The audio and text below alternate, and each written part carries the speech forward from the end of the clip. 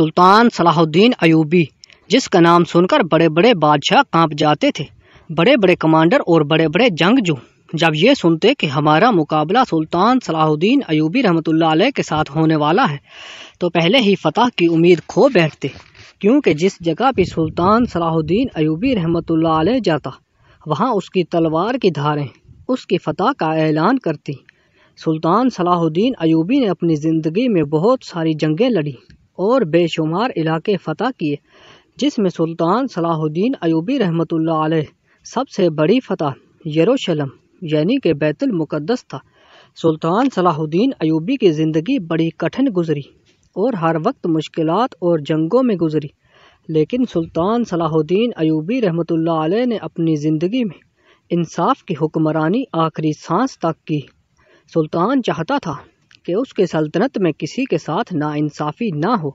سلطان نے اپنی زندگی میں بہت سے ایسے فیصلے کیے جنہوں نے انصاف کا بول بالا کیا اور لوگوں کی عقلوں کو حیران کر دیا، اور ان کی جوانی کی بات ہے کہ ایک دن سلطان صلاح الدین ایوبی قاضی کے ساتھ عدالت میں بیٹھا ہوا تھا کہ ایک بزرگ جو کہ بڑی مشکل سے چل رہا تھا اپنے گھوڑے سے اترا اور سلطان صلاح الدین ایوبی کے سامنے حاضر ہوا۔ سلطان صلاح الدین ایوبی کی عدالت میں اپنے چچا سلطان نور الدین زنگی رحمۃ اللہ علیہ کی طرح بغیر کسی رکاوٹ کے داخل ہونے کی اجازت تھی۔ جب سلطان عدالت میں ہوتا تو کسی سپاہی کو اجازت نہ ہوتی کہ کسی بھی آنے والے ضرورت مند کو روکے۔ سلطان صلاح الدین ایوبی نے جب اس بزرگ کو دیکھا تو اس بزرگ کو کہا، اے بزرگ، اس عمر میں آخر تمہیں کیا پریشانی ہوئی کہ تمہیں میرے پاس آنے کی ضرورت پیش آئی؟ تو اس بزرگ نے کہا کہ اے سلطان معظم، میں چھوٹا سا تاجر ہوں اور تجارت کے سلسلے میں مجھے گھر سے باہر جانا پڑتا ہے۔ میرا ایک بیٹا تھا جو کہ ذہن سے بالکل کم تھا اور اس کی اپنی ایک الگ ہی دنیا تھی۔ اس کو اس دنیا سے کوئی پرواہ نہ تھی۔ وہ بڑا نیک، شریف اور مظلوم تھا۔ وہ کسی کے ساتھ نہ ہی لڑ سکتا اور نہ ہی اس میں اتنی طاقت تھی۔ اس کی کسی کے ساتھ کوئی دشمنی بھی نہیں تھی۔ سلطان نے کہا، بتاؤ تمہارے بیٹے کو کیا ہوا؟ تو اس نے کہا، سلطان معظم، اس دفعہ میں تجارت کے سلسلے میں باہر گیا تو مجھے آنے میں ایک ہفتہ لگ گیا۔ جب میں گھر واپس آیا تو دیکھا کہ میرا بیٹا مرا پڑا ہے۔ اس کی لاش بے یار و مددگار زمین پر پڑی ہوئی تھی۔ اس کو اٹھانے والا کوئی بھی نہیں تھا۔ جب میں خادم کے کمرے میں گیا تو وہ بھی وہاں سے غائب تھا۔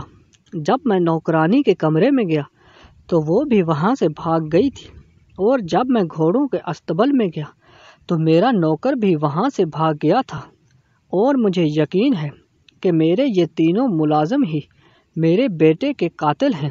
مجھے انصاف چاہیے، لیکن میں اتنا طاقتور نہیں کہ ان تینوں مجرموں کو پکڑ کر تمہارے پاس لا سکوں، لہٰذا مہربانی فرما کر مجھے انصاف دیجیے۔ یہ سننے کے بعد سلطان صلاح الدین ایوبی نے اپنے سپاہیوں کو حکم دیا کہ اس بزرگ کو ٹھنڈا مشروب پلایا جائے تاکہ اس بزرگ کی حالت بہتر ہو۔ سپاہیوں نے اس بزرگ کو ٹھنڈا پلایا۔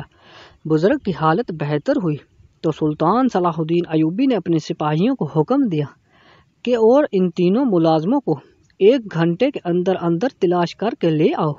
سلطان کا حکم تھا، سپاہی کیسے پورا نہ کرتے۔ 3 سپاہی نے گھوڑا دوڑا دیا اور 1 گھنٹے سے پہلے ان 3 ملازموں کو پکڑ کر سلطان کے سامنے حاضر کر دیا۔ سلطان نے ان تینوں سے باری باری پوچھا کہ تم بتاؤ، کیا تم نے اس کے بیٹے کو قتل کیا ہے؟ تو تینوں اپنی اپنی جگہ پر اپنی بے گناہی کی گواہی دے رہے تھے۔ سلطان صلاح الدین ایوبی جانتا تھا کہ اس بات کا پتہ لگانا مشکل پڑے گا۔ تھوڑی دیر سوچنے کے بعد سلطان نے اپنے ایک خاص سپاہی کو حکم دیا اور کہا کہ جاؤ اور 3 دمبے لے کر آؤ۔ سپاہی نے سلطان کے حکم کی تعمیل کی اور 3 طاقتور دمبے لے کر آ گیا۔ سلطان نے تینوں دمبوں کو دیکھا اور تینوں نوکروں کو کہا کہ ایک ایک دمبا اپنے ساتھ لے جاؤ اور 2 ہفتے کے بعد واپس اسی وقت عدالت میں حاضر ہو جانا۔ اور سلطان نے کہا کہ یہ کوئی عام دمبے نہیں بلکہ شاہی نسل کے دمبے ہیں، اور تم میں سے جو بھی قاتل ہوگا وہ دمبا اس کے ہاتھ سے چارہ نہیں کھائے گا اور وہ باقی 2 دمبے سے بھی کمزور پڑ جائے گا، کیونکہ وہ قاتل کے ہاتھ سے کبھی چارہ نہیں کھاتے، اور تم میں سے جس کا بھی دمبا کمزور ہوا وہی قاتل ہوگا۔ یہ سب دیکھ کر تمام درباری حیران ہوئے کہ یہ سلطان کیا کر رہا ہے، کیا سلطان سٹیا گیا ہے؟ لیکن سلطان اپنی جگہ پر صحیح تھا۔ وہ بزرگ بھی واپس چلا گیا اور سلطان نے حکم دیا کہ 2 ہفتے کے بعد میری عدالت میں اسی وقت کو حاضر ہونا۔ وقت گزرتا رہا اور جب 2 ہفتے مکمل ہوئے تو دربار لگا ہوا تھا۔ سلطان عدالت میں موجود تھا۔ وہ بزرگ اور وہ تینوں، جن میں ایک نوکرانی، ایک ملازم اور ایک خادم، اپنے اپنے دمبے لے کر سلطان کی عدالت میں حاضر ہوئے۔ مقدمہ لگ چکا تھا۔ سب لوگ اس مقدمے کے فیصلے کا انتظار کر رہے تھے۔ ویسے تو سلطان کے ہر مقدمے میں لوگوں کی دلچسپی ہوتی ہے، لیکن اس میں کچھ خاص زیادہ دلچسپی تھی، کیونکہ سلطان نے اس میں مجرموں کو پکڑنے کے لیے ایک عجیب جال بچھا رکھا تھا۔ لوگ بھی جانتے تھے کہ سلطان بڑی آسانی سے مجرم پکڑ لے گا اور اس کو کڑی سے کڑی سزا دے گا، لہٰذا دور دور سے لوگ سلطان کے مقدمے کو سننے کے لیے آئے ہوئے تھے۔ دربار لگ چکا تھا اور سلطان صلاح الدین ایوبی رحمۃ اللہ علیہ خود بھی موجود تھا۔ قاضی بھی سلطان کے ساتھ بیٹھا انتظار کر رہا تھا۔ جیسے ہی سلطان فارغ ہوا تو وہ تینوں ملازم اور وہ بزرگ حاضر ہوا۔ سلطان نے جیسے ہی دمبوں کو دیکھا تو ان میں سے جس کا دمبا سب سے موٹا تھا، سلطان نے اپنے سپاہیوں کو حکم دیا کہ اس کو پکڑ کر زندان میں ڈال دو۔ وہ اس بزرگ کا خادم تھا جس کا دمبا سب سے موٹا تھا۔ اس نے کہا، سلطان آپ نے تو کہا تھا کہ جس کا دمبا سب سے کمزور ہو وہی قاتل ہوگا، لیکن میرا دمبا تو سب سے موٹا ہے۔ سلطان نے کہا، اے بے وقوف انسان، جانور کو کیا پتا کہ کون قاتل ہے؟ اس نے تو صرف اپنا پیٹ بھرنا ہے۔ میں نے اس لیے کہا تھا کہ تم میں سے جو قاتل ہوگا وہ سب سے زیادہ چارہ اپنے بندے کو ڈالے گا تاکہ اس کا دمبا باقی دمبوں سے موٹا تازہ دکھے۔ اس لیے تم نے 2 ہفتوں کے اندر اس دمبے کو اتنا چارہ کھلایا کہ یہ باقی دمبوں سے زیادہ صحت مند ہو گیا، اور مجھے پتا ہے کہ تم ہی قاتل ہو۔ یہ سن کر اس خادم نے ایک خنجر نکالا اور اس بزرگ کی گردن پر رکھ دیا اور کہا کہ اے سلطان، مجھے ٹھیک ٹھاک اس عدالت سے جانے دیجیے، ورنہ جس طرح اس کا بیٹا اپنی جان سے ہاتھ دھو بیٹھا ہے اسی طرح یہ بزرگ بھی میرے ہاتھوں سے مارا جائے گا۔ یہ دیکھ کر سلطان مسکرا رہا تھا اور خادم بزرگ کی گردن پر خنجر رکھ کر کھڑا ہوا تھا۔ وہ خادم بڑا حیران تھا کہ میں نے اس بزرگ کی گردن پر سلطان کے سامنے خنجر رکھا ہوا ہے، لیکن سلطان مسکرا رہا ہے۔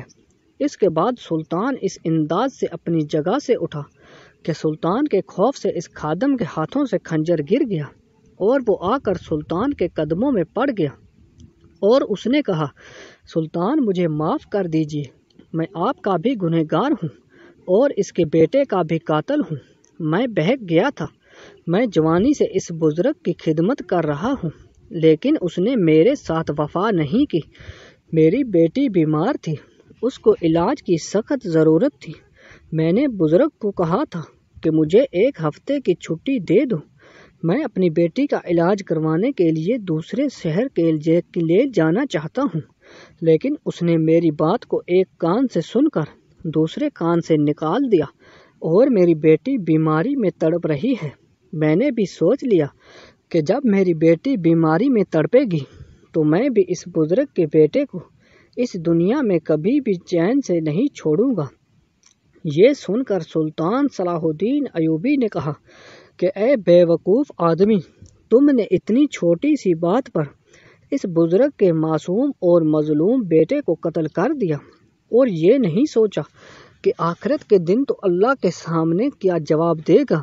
اور اس کے بعد سلطان نے اس خادم کو زندان میں ڈال دیا اور اس کو قاضی کی عدالت میں پیش کرنے کا حکم دیا۔ اس کے بعد سلطان صلاح الدین ایوبی نے باقی 2 ملازموں سے پوچھا کہ تم نے جرم ہی نہیں کیا تھا تو تم نے اس بزرگ کے بیٹے کو اٹھایا کیوں نہیں اور الٹا اس کے گھر سے کیوں بھاگ گئے تھے؟ تو ملازموں نے کہا کہ سلطان جب میں استبل سے گھر کھانا کھانے کے لیے آیا تو دیکھا کہ یہ ملازمہ بھاگ رہی تھی اور بزرگ کا بیٹا زمین پر تڑپ رہا تھا۔ میں سمجھا کہ ملازمہ اور اس خادم نے اس کا قتل کیا اور یہ دونوں بھاگ رہے ہیں۔